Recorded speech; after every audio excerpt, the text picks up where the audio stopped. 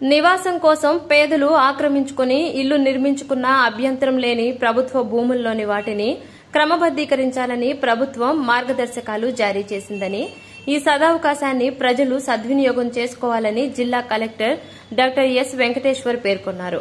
స్థానిక collector chamber నందు మీడియాతో జిల్లా కలెక్టర్ జేసీ శుభం బన్సర్తో కలిసి మాట్లాడుతూ, ప్రభుత్వ ఉత్తర్వుల నెంబర్ 30 తేదీ 29/1/2025న ప్రభుత్వం జారీ చేసిన క్రమబద్దీకరణ పథకం 2005 కింద ఆక్షేపణ లేని ప్రభుత్వ భూములను ఆక్రమించుకుని ఇల్లు కట్టుకున్న వారు ఎవరైనా ఇంటి పట్టా కోసం దరఖాస్తు చేసుకుంటే క్రమబద్దీకరించి సంబంధిత దరఖాస్తుదారుడికి ఇంటి పట్టాలను మంజూరు చేయాలని ఆదేశాలు జారీ చేసిందన్నారు. అందరికీ నమస్కారం. మనకి ప్రభుత్వం నుంచి జీవో నెంబర్ 30 GOMS నెంబర్ 30 ద్వారా మనకి ఎక్కడెక్కడైతే అనాథరైజ్డ్గా అన్అబ్జెక్షనబుల్ ల్యాండ్స్లో చాలామంది ఇదివరకే ఇల్లులు కట్టుకొని ఉంటారు. వాళ్ళన్నిటికి కూడా రెగ్యులరైజ్ చేయడానికి ల్యాండ్ రెగ్యులరైజేషన్ ఇప్పుడు మనకి జీవో ఇచ్చున్నారు. ఇది ఇచ్చి కూడా సుమారుగా 3 నెలలు అవుతుంది. ఆల్మోస్ట్ మనకి జనవరి ఎండింగ్లో ఈ జీవో ఇచ్చారు. సో అందరికీ తెలియజేసేది ఏమంటే, ఈ జీవోని కూడా స్వాధీనపరుచుకొని ఎవరెవరైతే అనాథరైజ్డ్గా అన్అబ్జెక్షనబుల్ గవర్నమెంట్ ల్యాండ్స్లో ఒక ఇల్లు కట్టుకొని ఉన్నారో వాటన్నిటిని కూడా రెగ్యులరైజ్ చేసే వెసులుబాటు ప్రభుత్వం ఇప్పుడు మనకి ఇచ్చింది. దీంట్లో మనకు కండిషన్స్ ఏమేమి ఉన్నాయంటే, 2019 అక్టోబర్ 15 కల్లా 2019 అక్టోబర్ 15 కల్లా ఎవరెవరైతే ఏదైనా ప్రభుత్వ భూమిలో అన్అబ్జెక్షనబుల్ ప్రభుత్వ భూమి అంటే వాటర్ కోర్స్ పోరం బోక్స్, లేదంటే కాలువలు, గట్లు, లేదంటే ఏదైనా గ్రేజింగ్ గ్రౌండ్ పోరం బోక్స్, మేతబీడి పోరం, అట్లాంటివి కాకుండా మిగతా ప్రభుత్వ భూముల్లో ఇల్లు కట్టుకొని కనుక ఉంటే వాటిని రెగ్యులరైజ్ చేయడం కోసం ఈ జీవో తీసుకొచ్చారు. ఇది ఏంటంటే చాలామంది కూడా ఇట్లా కట్టుకొని ఇల్లులు వాళ్ళు అవి రిజిస్ట్రేషన్స్ చేసుకోలేక, అదేవిధంగా ఎప్పుడన్నా రెవెన్యూ సిబ్బంది నుంచి కూడా ఇబ్బందులు పడుతూ ఇట్లా చాలామంది ఉన్నారు. మరీ ముఖ్యంగా పట్టణ పరిసరాల్లో ఇలాంటివి చాలా ఎక్కువగా ఉన్నాయని గుర్తించి ప్రభుత్వం ఈ వెసులుబాటు కల్పించింది. ముఖ్యంగా దీంట్లో మనకేంటంటే, ఇది ఏదైనా ఇండివిజువల్ ఫ్యామిలీ ఎవరైతే ఇలా వాళ్ళ ఆధీనంలో ఉందో ఇల్లు కట్టుకొని వాళ్ళు ఈ అవకాశం పొందగలుగుతారు. దీంట్లో బేసిక్ స్ట్రక్చర్ అంటే ఏదన్నా బ్రిక్స్తో కట్టుకున్న ఇల్లు యాస్బెస్టాస్ షీట్లు వేసుకున్నా అది కూడా సరిపోదు. యాస్బెస్టాస్తో రూఫ్ వేసుకున్నా కూడా that will be considered as house. అదేవిధంగా కానీ అదే థ్యాచ్డ్ హట్ వేసుకుంటే మాత్రం అది కన్సిడర్ చేయమంటే, ఏదో ఈ జీవోని వాడుకొని ఇప్పుడు పొందుపరచుకోవాలనుకుంటే అది ఆ ల్యాండ్ని రెగ్యులరైజ్ చేసుకోవాలంటే అది కుదరదు. ఇది మనము women member of the family పేరు మీద రెగ్యులరైజ్ చేసుకోవచ్చు. ఎవరైనా అప్లై చేసుకోవచ్చు, బట్ ఉమెన్ పేరు మీద మనం రెగ్యులరైజ్ చేసి ఇస్తాము. అదేవిధంగా మనకి రేట్ వచ్చేసి ఎంత అంటే అప్ టు 150 స్క్వేర్ యార్డ్స్ మనకి ఒక డీ పట్టా ఇవ్వడం జరుగుతుంది. కన్వేయన్స్ డీడ్తో పాటు 2 years వరకు ఎలిజిబుల్ రైట్స్ ఉంటాయి, సేల్ రైట్స్ ఉంటాయి. 2 years తర్వాత వాళ్ళు అమ్ముకోవచ్చు. అది కాస్ట్ ఆఫ్ ఎగ్జిక్యూషన్ కూడా ఫ్రీ, అంటే ఎటువంటి రిజిస్ట్రేషన్ ఛార్జీలు కూడా వర్తించవు. 151 to 300 స్క్వేర్ యార్డ్స్కి కాను అక్కడున్న లోకల్ బేసిక్ వాల్యూ మీద, బేసిక్ వాల్యూ అంటే రిజిస్ట్రేషన్ వాల్యూ మీద 15% బీపీఎల్ కేటగిరీకి మనం ఛార్జ్ చేస్తాము.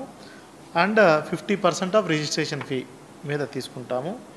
151 to 300 స్క్వేర్ యార్డ్స్లో ఏపీఎల్ కేటగిరీ అయితే అబోవ్ పావర్టీ లైన్, అంటే ఏపీఎల్ కేటగిరీ అంటే బేసికలీ రేషన్ కార్డు లేని వాళ్ళకు కూడా 15% కాస్ట్ ఆఫ్ అలాట్మెంట్.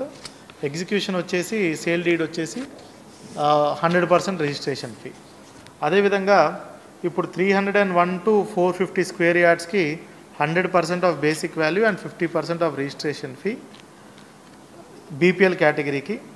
ఏపీఎల్ కేటగిరీకి అయితే 301 to 450 స్క్వేర్ యార్డ్స్లో 200% of basic value.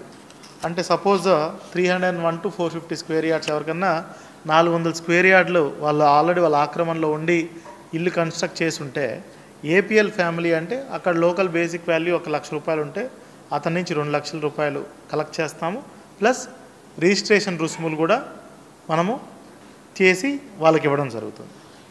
Above 450 square yards అంటే చాలా తక్కువ ఉంటాయి, వాళ్ళకి మాత్రం 5 times of basic value, APL BPL categorisation లేకుండా 5 times of basic value normal registration fee. ఇది అప్లై చేసుకున్న 2 నెలల్లో వాళ్ళు మనకి ఈ ఫీ కట్టవలసి ఉంటుంది. 2 నెలల్లో కట్టలేనట్టయితే వాళ్ళ అప్లికేషన్ని కన్సిడర్ చేయడానికి వీలవదు. సో మెయిన్ థింగ్ వచ్చేసి ఇక్కడ బేసిక్ వాల్యూ అంటే అక్కడ లోకల్ రిజిస్ట్రేషన్స్ వాల్యూ ఎంత ఉన్నాయో that is considered as the basic value. అదేవిధంగా ఏమేమి ప్రూఫ్ ఏమేమి కావాలి ఆక్యుపేషన్కి అంటే చాలామంది నేను ఉన్నామంటారు, కొంతమంది మేము కాదు మేము ఉన్నామంటారు. సో అవన్నీ కాకుండా ప్రూఫ్ ఏముండాలంటే ఒకవేళ ఏదన్నా ఇంతకుముందు చాలామంది రిజిస్ట్రేషన్ చేసుకుని ఉంటారు, రిజిస్టర్డ్ డాక్యుమెంట్లు ఉంటాయి, సబ్సిక్వెంట్లీ మనం 22A పెట్టుంటాం. సో అలాంటి రిజిస్ట్రేషన్ డాక్యుమెంట్ ఉన్నా సరిపోతుంది. ప్రాపర్టీ ట్యాక్స్ రిసీప్ట్ ఏదైనా ఉన్నా సరిపోద్ది, ఎలక్ట్రిసిటీ బిల్ ఏదైనా ఉన్నా సరిపోతుంది, వాటర్ బిల్ ఏదైనా ఉన్నా సరిపోతుంది, ఆర్ఎల్స్ ఇంకేదన్నా పొజిషన్లో ఉన్నట్టు ఆక్యుపేషన్ ఉన్నట్టు ఏదన్నా ప్రూఫ్ ఉన్నా సరిపోతుంది. దీంట్లో ఏదున్నా కూడా చాలు, అన్నీ ఉండాల్సిన అవసరం లేదు. కానీ ఇదంతా కూడా కేవలం అన్అబ్జెక్షనబుల్ ల్యాండ్స్లో అనేది గుర్తించాలి. ప్రభుత్వం కూడా దీన్ని అంటే వీలైనంత వరకు ఎక్కువ మందిని వాడుకునే విధంగా గైడ్లైన్స్ ఇచ్చింది. కేవలం కొన్ని టైప్స్ ఆఫ్ ల్యాండ్స్ని మాత్రం మనం దీంట్లో వెసులుబాటు లేదు. ఎట్లా అంటే మాస్టర్ ప్లాన్ రోడ్స్లో కానీ దేంట్లో ఉన్న వాటికి ఈ స్కీమ్ వర్తించదు. అదేవిధంగా which have come up in open approved layout, already approved layout ఉంటుంది, అప్రూవ్డ్ లేఅవుట్లో కొంచెం మనము ఓపెన్ స్పేసెస్ కానీ వదిలేస్తాం, దాంట్లో ఎవరన్నా క్లెయిమ్ చేయాలనుకుంటే అది కుదరదు. అదేవిధంగా వాటర్ బాడీస్ కానీ బరియల్ గ్రౌండ్స్ కానీ అదేవిధంగా చెరువుల్లో కానీ అదేవిధంగా ఇరిగేషన్ ట్యాంక్స్లో కానీ డ్రింకింగ్ వాటర్ ప్లాంట్స్లో కానీ ఇక్కడ ఇది అవ్వదు. అదేవిధంగా మనకి పబ్లిక్ పర్పస్ కోసం ఏదన్నా ఆల్రెడీ మనం పెట్టుంటాం, ఏపీఐసి ల్యాండ్స్ అలాంటి వాటిలో మనం ఇవ్వటానికి లేదు. అదేవిధంగా ఇంకేదన్నా very very high valuable lands మీద జరిగినట్టయితే అది కేస్ టు కేసెస్ బేస్ చేసుకొని ఇవ్వమని చెప్పున్నారు. సోఫార్ దీనికి సంబంధించి మన జిల్లాలో 955 అప్లికేషన్స్ వచ్చున్నాయి. రాష్ట్రంలోనే 3rd హైయెస్ట్ అప్లికేషన్స్. గుంటూరు జిల్లాలో 5400 వచ్చాయి.